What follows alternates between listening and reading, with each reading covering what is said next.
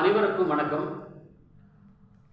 Gold medallist Hindi guides வழங்கும் கற்க கசடர நிகழ்ச்சிக்கு தங்களை வரவேற்கிறேன். அதில் நான் பெருமகிழ்ச்சி அடைகின்றேன். தாங்கள் தொடர்ந்து அளித்து வரும் ஆதரவுக்கு எனது உளமார்ந்த நன்றியினை உரித்தாக்கிக் கொள்கிறேன். இன்றைய தலைப்பு போல்சால் கி ஹிந்தி, அதாவது ஸ்போக்கன் ஹிந்தி என்பதாகும். நேற்றைய பாடத்தில் நாங்கள் சில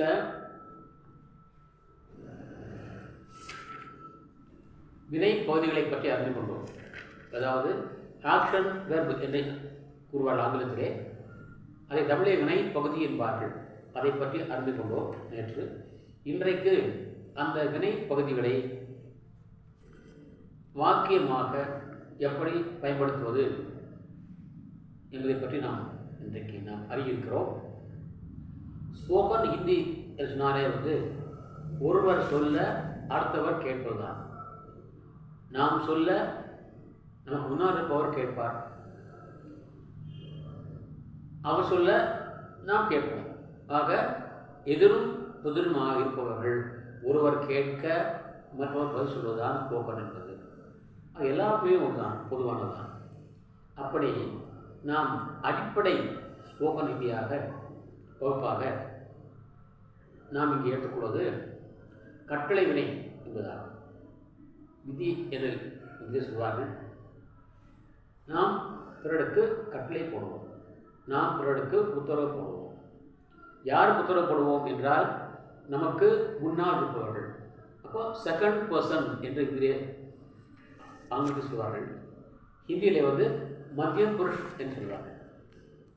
தமிழிலே முன்னிலை, நமக்கு முன்னால் இருப்பவர். அப்போ யார் முன்னால் இருப்பாங்க? நம்ம யாருக்கு உத்தரவு போடும் என்றால் நமக்கு முன்னால் இருப்பவர்கள். அப்போ நம்ம முன்னால் இருப்பவர்கள் யாராக இருப்பாங்க? செகண்ட் பர்சனாக இருப்பாங்க.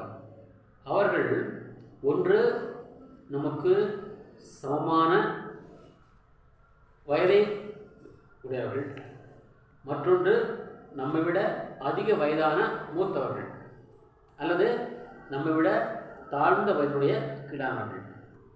அப்புறம் நம்ம தாழ்ந்த வயதுடைய நாம் பற்றி கவனிக்க வேண்டிய அவசியம் இல்லை. நமக்கு ஈக்குவல் ஏஜ், சமமான ஒத்த வயதுடைய பார்க்கலாம். அப்போது நாம் என்ன சொல்லுவோம்? ஒத்த வயதுடையரை நீ என்று கூப்பிடுவோம். சரி, ரெஸ்பெக்டபுள் பர்சனாக இருந்தால் என்ன சொல்லுவோம்? மரியாதைக்குரியவர்கள் என்ன சொல்லுவோம்? நீங்கள் சொல்லுவோம், இல்லையா? அப்போ நீ, நீங்கள், இந்த இரண்டு சப்ஜெக்ட், இந்த இரண்டு இழுவாய் மட்டுமே கட்டளை வினைக்கு பயன்படும். சரி, இப்போ தும் என்பதற்கு இந்தியிலே நீ என்று பெயர். எழுதிங்க, தும் நீ, தும் நீ. ஆப் நீங்கள், ஆப் நீங்கள். தும் நீ, ஆப் நீங்கள். நேற்று நாங்கள் நிறைய வெர்ப், ஆக்ஷன் வெர்ப் பார்த்தோம். எல்லாவற்றையும் இங்கே நம்ம அத்தனையும் நாம் பயன்படுத்த வேண்டிய அவசியம் இல்லை. ஒரு குறிப்பாக ஒரு 10 ஆக்ஷன் வெர்ப் எடுத்துக்கொள்ளலாம். எடுத்துங்க, எழுதுங்க. ஆ,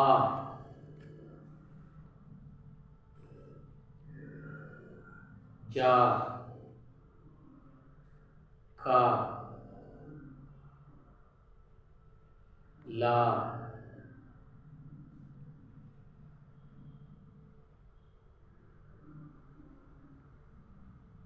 படு,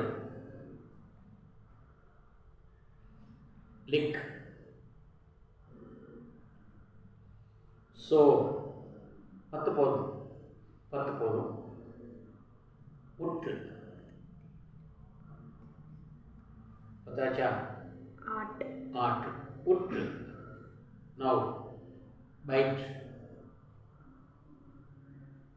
உட்கார். இப்போ ஒன்றா சொல்லுங்கள். நவ், நவ்னாச்சா? ஏக் அவுட். ஜாக், ஜாக் தான் அவேக், கண்பிடிக்கிறது.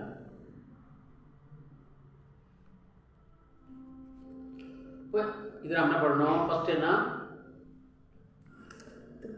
இல்லை, தூங்கல. verb action verb என்ன? First verb action verb என்ன? ஆ ஆ வந்து வான்னு அர்த்தம். நீ வான்னு சொல்லணும். நீ வான்னு சொல்லணும். அதே போல் அடுத்தது என்ன? ஜா. நீ போன்னு சொல்லணும். அடுத்தது என்ன? நீ சாப்பிடுன்னு சொல்லணும். அடுத்தது என்ன? நீ கொண்டு வான்னு சொல்லணும். அடுத்தது என்ன? நீ படின்னு சொல்லணும். அடுத்தது என்ன? நீ எழுதுன்னு சொல்லணும். அடுத்தது என்ன? நீ தூங்குன்னு சொல்லணும். அடுத்தது என்ன? நீ எழுது சொல்லணும். அப்புறம் என்ன? நீ உட்கார் சொல்லணும். இல்லையா? இப்போ நம்ம இப்படி ஃபாலோ பண்ண போகிறோம். எழுதிங்க. ஃபார்முலான்னு ஃபார்முலா. கட்டளை வினையில் தும் இழுவாயாக வரும் பொழுது வினை பகுதியுடன் ஓ சேர்க்க வேண்டும். வினை பகுதியுடன் ஓ சேர்க்க வேண்டும்.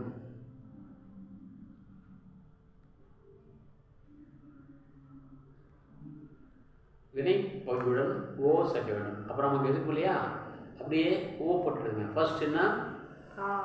தும் ஆவோ எழுதிங்க. தும் ஆவோ. நீ வா. தும் ஆவோ அப்படி எழுதலாம். ஒன்றும் பிரச்சனை இல்லை. பார்க்காம எழுதலாம். தும் ஆவோ. அடுத்து என்ன? தும் ஜாவோ. தும் ஜாவோ. தும் காவோ. तुम लावो. அடுத்தது तुम पढ़ो. तुम लिखो. तुम सोवो. நீ தூங்கு. तुम उठो. तुम उठो. நீ எழுந்திரு. तुम बैठो. நீ உட்கார். तुम जागो. நீ கண் விழி. இப்போ அந்த ஃப்ரேம் அப்படியே இருக்கும். இப்போ தும் ஆனாக்கா நம்ம என்ன பண்ணலாம், சேர்த்துக்கலாம். ஃப்ரேம் அதுதான் நான் பேசிக்கலாம். இப்போ தும் ஆவோங்கிறது தும் இதர் ஆவோ, இங்கே வா. தும் யஹா ஆவோ, இங்கே வா. தும் அந்தர் ஆவோ, நீ உள்ளே வா. தும் அபு அந்தர் ஆவோ, நீ இப்படி உள்ளே வா. இப்படி அதை வரணும்னா சென்டென்ஸை பெருப்படுத்தே போகலாம். அது ஜா இருக்கா? ஜாவோ. தும் ஜாவோ இருக்குது. அதை தும் அபு ஜாவோ, நீ இப்போ போ. தும் கர் ஜாவோ, நீ வீட்டுக்கு போ.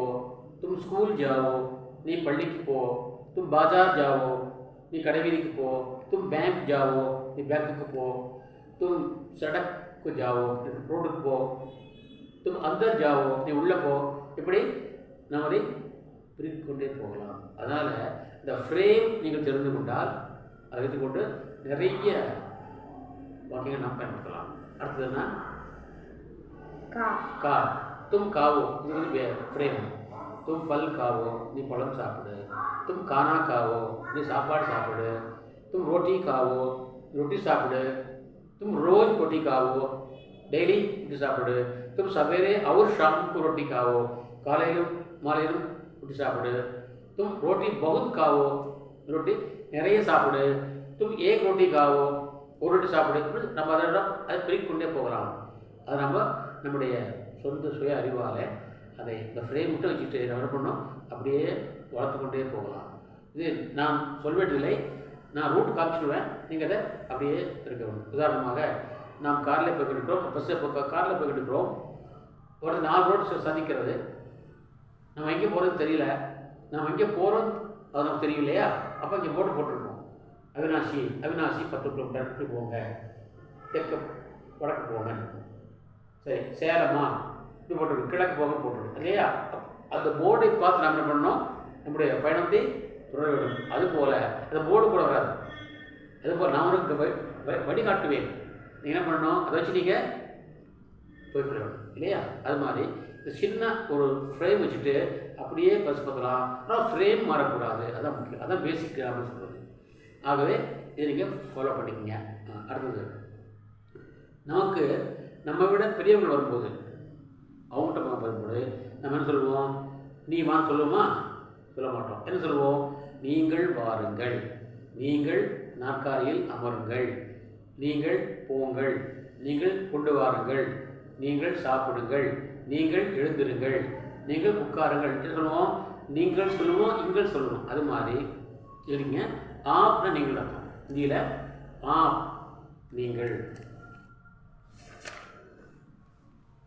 ஆப் என்றால் நீங்கள் அல்லது தாங்கள். ஆக ஆப் வரும் பொழுது வினை பகுதியுடன் ஏ சேர்க்க வேண்டும். ஏ சேர்க்க வேண்டும்.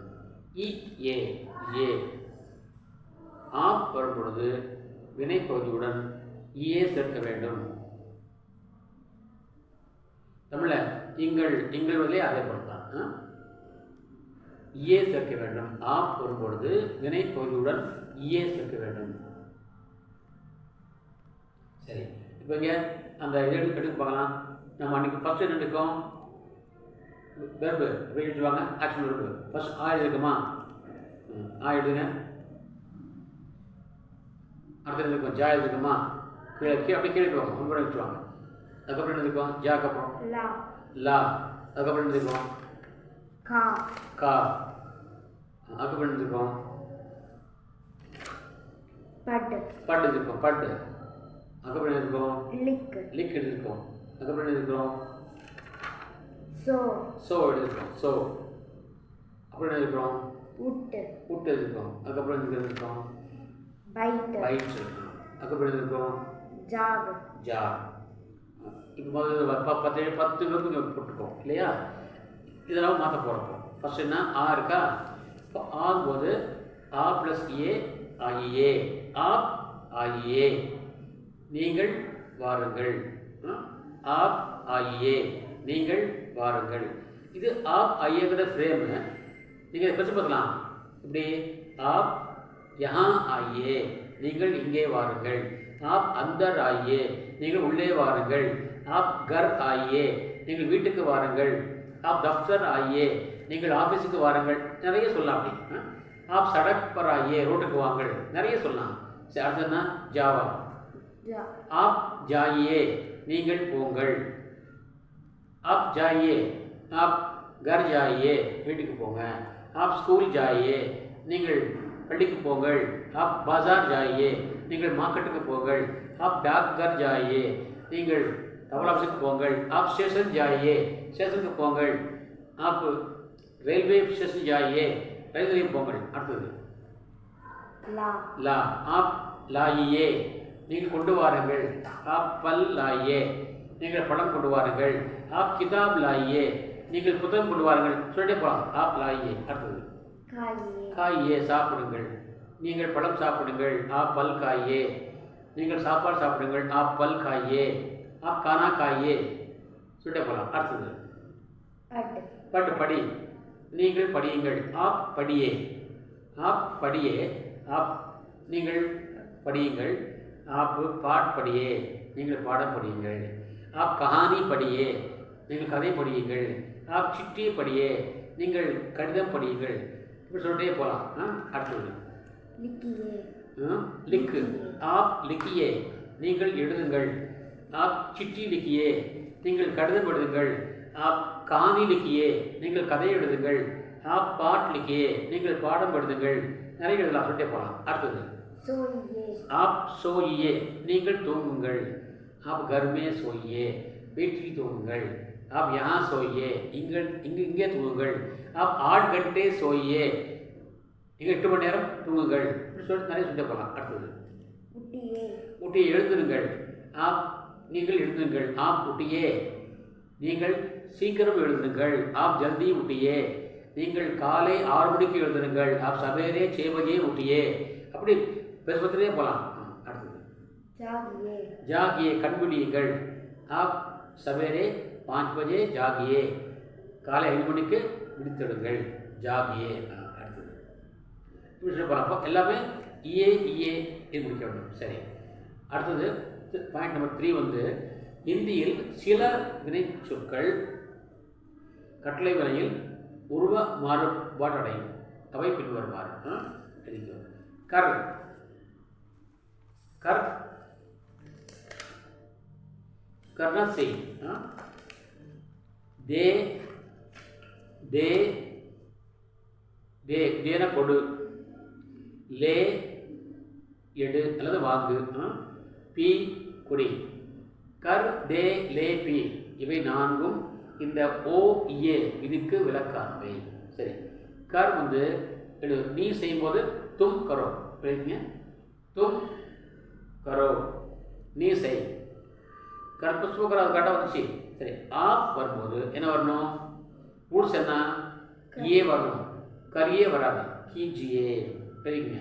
ஆப் कीजिए நேராக लिखो, कर நேராக लिखो, आप कीजिए, कर நேராக, आप कीजिए, कीजिए. அடுத்தது दे, तुम दे प्लस वो दे वो இல்லை, तुम दो, तुम வரும்போது दो ஆயிடும், நீ கொடு. आप வரும்போது दे प्लस ये दे ये இல்லை, आप दीजिए. तुम வரும்போது दो வரும், आप வரும்போது दीजिए, DGA दीजिए. तुम வரும்போது दो வரணும், आप வரும்போது दीजिए. சரி, ले எடுக்கிறது வாங்கிறது. தும் வரும்போது தும் லோன் வரும், லே ப்ளஸ் ஓ லே ஓன் வராது, தும் லோன் வரும். அதே ஆப் வரும்போது லே ப்ளஸ் ஏ லே ஏ வராது, லீஜியே, ஆப் லீஜியே நீங்கள் பெற்றுக்கொள்ளுங்கள், நீங்கள் வாங்கிக் கொள்ளுங்கள். அடுத்தது பி குடி, பி ப்ளஸ் ஓ பியோன் வராது, தும் பியோன் வரும், தும் பியோ. ஆப் வரும்போது பீஜியே, ஆப் வரும்போது பீஜியே. கர் வந்து கரோ कीजिए, दे வந்து दो दीजिए, ले வந்து लो लीजिए, पी வந்து पियो पीजिए. இந்த நான்கும் மாறி வரும். சரி, இது நல்லா படிச்சிங்களா? அடுத்ததாக இப்போ நாம் ஒருத்தர் வந்து வான்னு சொல்கிறோம், போன்னு சொல்கிறோம், உட்காருன்னு சொல்கிறோம், சாப்பிடுன்னு சொல்கிறோம். அதே நம்ம சாப்பிடாதே சொல்லுமில்ல, உட்காருன்னு சொல்கிறோம், உட்காராது சொல்லுமில்ல, போன்னு சொல்கிறோம், போகாது சொல்லுமில்ல, நெகட்டிவ் யூஸ் பண்ணமில்ல. அப்போது ஹிந்தியில் எதிர்மறையை எழுதிங்க. எதிர்மறையை தெரிவி கட்டளை வினையில் எதிர்மறையை தெரிவிக்க மத் என்னும் சொல் பயன்படுத்தப்படுகிறது. மத் யூஸ் பண்ணணும். மத் என்னும் சொல் பயன்படுத்தப்படுகிறது. மத்னா வேண்டாம், கூடாது என்று அர்த்தம். மத் என்னும் சொல் பயன்படுத்தப்படுகிறது. ஹிந்தியில் எதிர்மறையை தெரிவிக்க மத் என்னும் சொல் பயன்படுத்தப்படுகிறது. சரி, என்ன சொல்லுங்க? வாசனை படித்தோம். வெறும் என்ன? கர், ஆவா, ஆ இல்லையா? ஆனா வா, தும் ஆவோன்னா நீ வா, நீ வராதுன்னா தும் மத் ஆவோ. அடுத்தது என்ன? ஜா, தும் ஜாவோ, தும் மத் ஜாவோ, நீ போகாதே. அடுத்தது தும் லாவோ, நீ கொண்டு வா, தும் மத் லாவோ, நீ கொண்டு வராதே. அடுத்தது तुम खाओ, तुम मत खाओ, நீ சாப்பிடாதே. அடுத்தது पढ़ो, तुम पढ़ो, तुम मत पढ़ो, படிக்காதே. लिखो, तुम लिखो, तुम मत लिखो, நீ எழுதாதே. सोवो, सोवो, தூங்கு, तुम मत सोवो, நீ தூங்காதே. उठो, तुम उठो, तुम मत उठो, बैठो, तुम उठकार, तुम मत बैठो. तुम जागो, तुम मत जागो. சரியா? மத் சேர்த்தால் அது நெகட்டிவாக மாறிடும், பாசிட்டிவ் நெகட்டிவாக மாறிடும். அடுத்து ஆப் போடலாம். ஆப் அதே மாதிரி தான். வெப் என்ன? ஆ. ஆப்பு ஆயியே, நீங்கள் வாருங்கள், இது பாசிட்டிவ். நீங்கள் நெகட்டிவ் என்ன பண்ணணும்? ஆப்பு மத் ஆயியே. சரி, ஜா, ஆப் ஜாயியே. நெகட்டிவ் வந்து ஆப் மத் ஜாயியே, நீங்கள் போக வேண்டாம். அடுத்தது ஆப் लाइए, नेगेटिव வந்து आप मत लाइए. அடுத்தது आप खाइए, आप मत खाइए.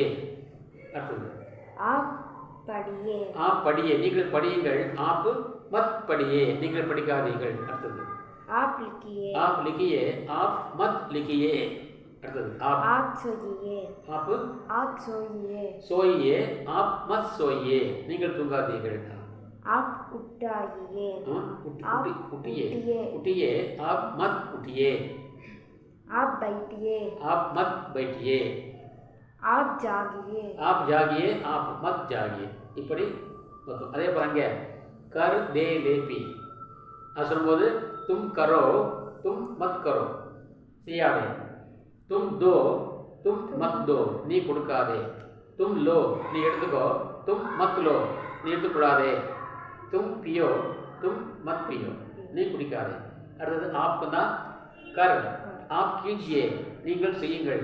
நெகட்டிவ்க்கு आप मत कीजिए, आप दीजिए நீங்கள் கொடுங்கள், आप मत दीजिए நீங்கள் கொடுக்க வேண்டாம் கொடுக்காதீர்கள்.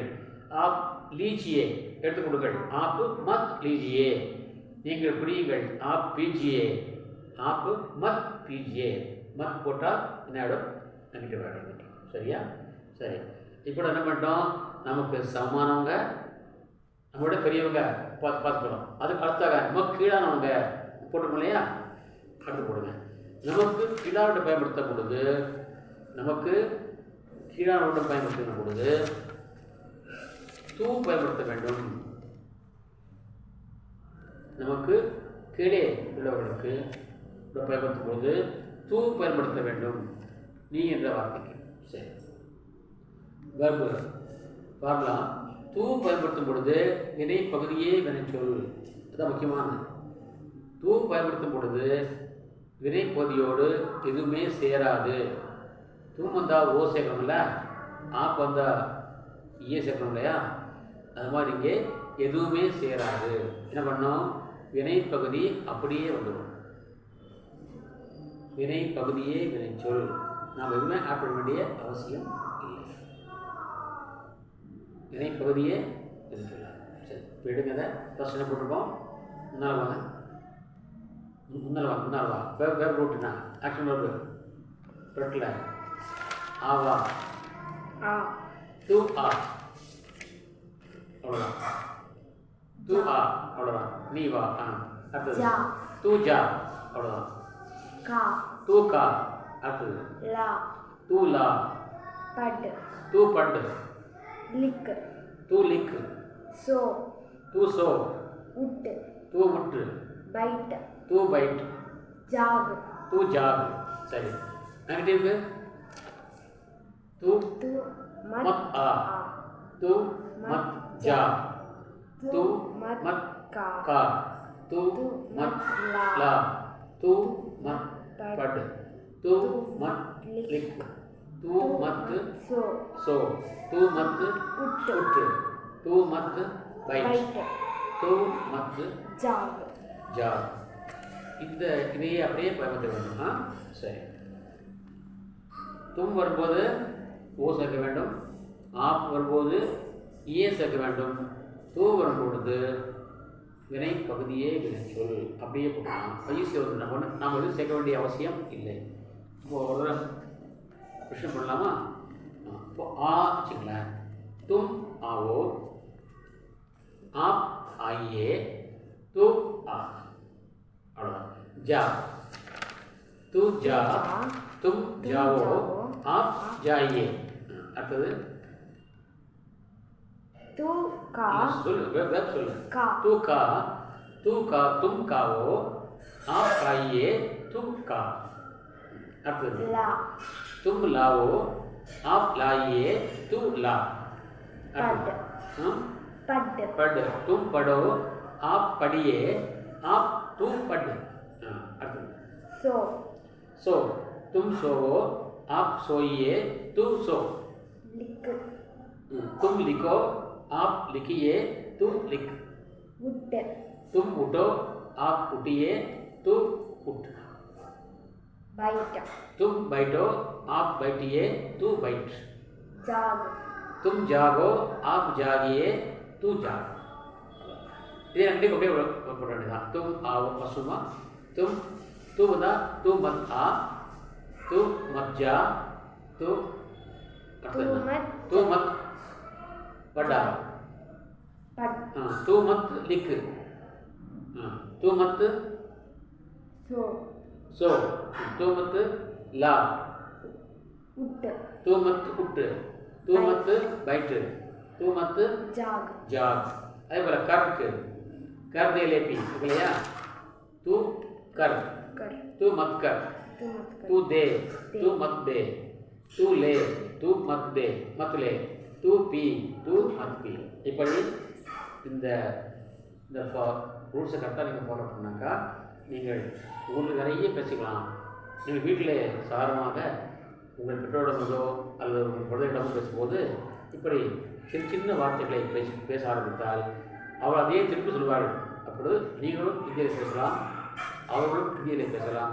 ஆகவே இங்கே கொடுத்திருக்கின்ற அந்த ரூல்ஸ் அண்ட் ரெகுலேஷன் நீங்கள் முறையாக பின்பற்றி முறையாக பயன்படுத்தி நீங்கள் சிறந்த முறையிலே ஹிந்தியிலே நீங்கள் பேசி முன்னேற வேண்டும் என்று நான் உங்களுடன் கேட்டுக்கொள்கிறேன். நீங்கள் நிறைய எழுதி பாருங்கள், ஒன்றையும் எழுதி பாருங்கள். சரி, உங்கள் வீட்டுக்கு யாராவது வருகின்றார்கள், நீங்கள் அவளை பார்த்த உடனே சொல்லணும் நமஸ்தே ஜின்னு சொல்லணும். ஜி நமஸ்தே ஜி சொல்லணும். அப்புறம் வீட்டுக்கிட்ட போகிறாங்க இல்லையா, போகும்போது தன்யவாத் ஜின்னு சொல்லணும். நன்றி ஐயா அர்த்தம். தன்யவாத் ஜி என்றால் நன்றி ஐயா, நமஸ்தே ஜி என்றால் வணக்கம் ஐயா என்று பொருள்.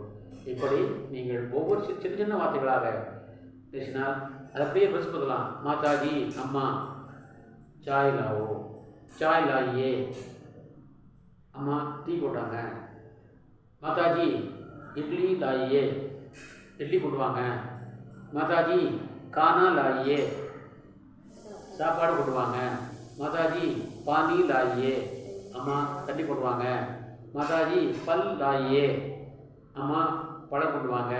பிதாஜி அப்பா கிட்ட பைசா தீஜியே, அப்பா பணம் கொடுங்க. பிதாஜி கப்படா தீஜியே, துணி கொடுங்க. பிதாஜி கலம் தீஜியே, அப்பா பேனா கொடுங்க. பிதாஜி பைசா தீஜியே, அப்பா பணம் கொடுங்க. பிதாஜி பாஜார் ஜாயியே, அப்பா கடை வீதிக்கு போங்க. பிதாஜி கப்படா லாயியே, துணி கொண்டு வாங்க.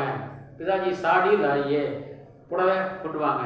இப்படி சின்ன சின்ன வார்த்தைகள் நாம் பேச ஆரம்பித்தாக்கா அதுவே பின்னால் பெரிதாகிடும். அப்படி பேசுகிற பொழுது உங்களுக்கு அந்த வார்த்தைகள், ஹிந்தி வார்த்தைகள் ஒரு பொருளுக்கோ புடவை வச்சுங்களேன், அந்த புடவைக்கு ஹிந்தியில் என்ன தெரியுனாக்கா நீங்கள் சேரனே சொல்லாத பொருளை பிதாஜி சேரி லாயே, தப்பு இல்லை. அதாவது நம்முடைய ஏம் என்னவென்றால் ரீச் ஆக வேண்டும்.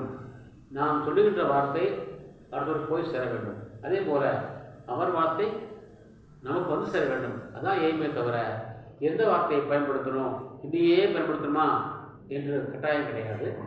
நாம் ஒருவரை பேசிக்கொள்ளும் போது நாம் சொல்வது அவருக்கு புரிய வேண்டும், அவர் சொல்வது நமக்கு புரிய வேண்டும். இதுதான் எய்மே தவிர எந்த வார்த்தையை பயன்படுத்தும் அர்த்தம் கிடையாது. இப்போ ரூம் போடுறோம், ரூம் சொல்கிறோம் தமிழா இல்லையே, டீ சாப்பிடுங்க சொல்கிறோம், டீ தமிழா ஆங்கிலம் கலந்து இல்லையா. இன்றைக்கி தேநீர் என்பதை விட நிறைய பேருக்கு தேநீர்னா புரியாது, தமிழ்நாட்டிலே புரியாது, விளங்கி வேற நாட்டுப்படி போகுது. தேநீர்னா கொட்டை விடுதி என்றால் காப்பி, இதுவே கொட்டை விடுதி காப்பின்னு தெரியும். வெண்முட்டின்னு சொன்னால் பீடிக்கு வெண்முட்டி, தமிழ் வெண்முட்டின்னு பேர், இதுவே வெண்முட்டின்னு தெரியும். காக்கி முட்டி, வெண்முட்டினா சிகரெட்டு, இதுவே தெரியும். பீடிக்கு காக்கி முட்டி, இதுவே காக்கி முட்டி தெரியும். வீட்னா உடனே கொடுத்துருவாங்க, கடைக்கார கொடுத்துருவோம். அவன் போய் ஐயா ஒரு காக்கி முட்டி தாருன்னு சொன்னாங்க, அவங்க பண்ண புரிய போகுது. ஐயா ஒரு குவளை கொட்டை விடுதிக்கு தாருங்கள் சொன்னால் அவன் முடிப்பாங்க. டீக்கக்காரன் படிச்சிருக்காங்க, தமிழாக படிச்சிருக்காங்க, அவன் பேசுவான். ஆனால் முன்னையாக இலக்கியம் படிக்கவில்லை, இலக்கிய தமிழ் அவருக்கு புரியாது. அதே டீனா உடனே போட்டுருவான். ஐயா ஒரு டீ போடுங்க, ஒரு ஸ்ட்ராங்காக ஒரு டீ போடுங்க. ஸ்ட்ராங் தமிழா, நான் ஸ்ட்ராங் பேப்பர் தமிழில். அதே போல் நம்ம எந்த வார்த்தைகள் பேசினாலும் அது பிறருக்கு போய் சேர வேண்டும், அப்படி தான் பேசப்படணும். அப்படிதான் பின்னால் நீங்கள் நிறைய படிக்கும்போது பரீட்சை எழுதும்போது பார்க்கும்போது அப்படிங்க முறையாக நீங்கள் முறையான ஹிந்தி வார்த்தைகளை பயன்படுத்தலாம். ஆனால் இந்த ஸ்போக்கன் என்று சொல்லப்படும் பொழுது அதுவும் வியாபாரிகளுக்கு முதல்ல ரீச் ஆகும். உங்களுடைய உங்களுடைய எண்ணங்களோ உங்களுடைய ஏம் என்னவோ உங்கள் நோக்கம் என்னவோ அது நிறைவேற வேண்டும். ஆகவே நீங்கள் ஹிந்தி வார்த்தையோடு தேவைப்பட்டால் பிற மொழி சொற்களையும் சேர்த்து நீங்கள் பயன்படுத்திக் கொள்ளலாம். அதில் தவறு ஒன்றுமில்லை என்று சொல்லிக்கொண்டு இத்துடன் இன்றைய இந்த வகுப்பை நிறைவு செய்கின்றேன். நாளைக்கு பஞ்சவட்டி என்னும் தலைப்பிலே ராமாயண கதையை பற்றி, ராமாயண கதை அதை பற்றி நீங்கள் கேட்டு நீங்கள் இன்புற வேண்டும்.